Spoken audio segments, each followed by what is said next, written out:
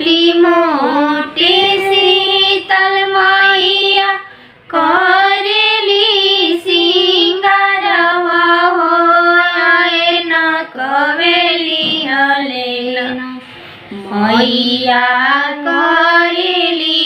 सिंगारवा हो आए न कवेली हलेना मैया करेली सिंगारवा हो आए न कवेली हलेना घोड़ावा चढ़ल अहिले भैरवनाथ भैयावा हो कि कहवा जइबुना घोड़ावा चढ़ल अहिले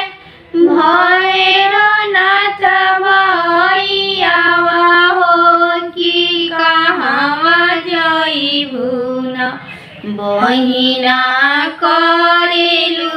सिंगारवा हो कि कहवा जइबुना बहिना करेलु सिंगारवा हो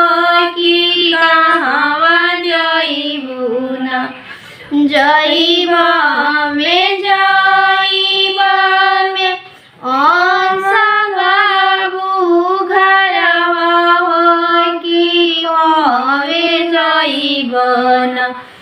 जइबा में जइबा अभी राजा बाबू घरवा हो कि उनवे जइबना उहवा भारी होला जौजवा हो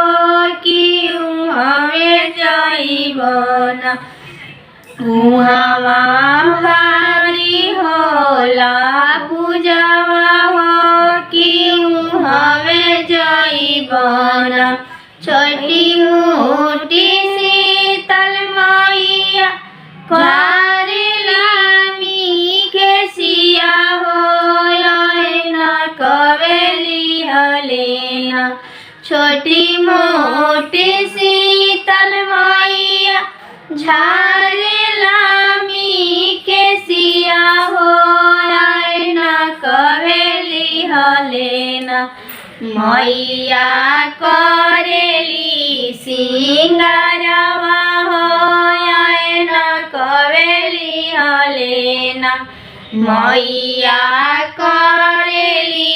सिंगारवा हो न कवेली हलेना घोड़ावा चढ़ल अहिले भैरवनाथ भैयावा हो कि कहवा जइबुना बहिना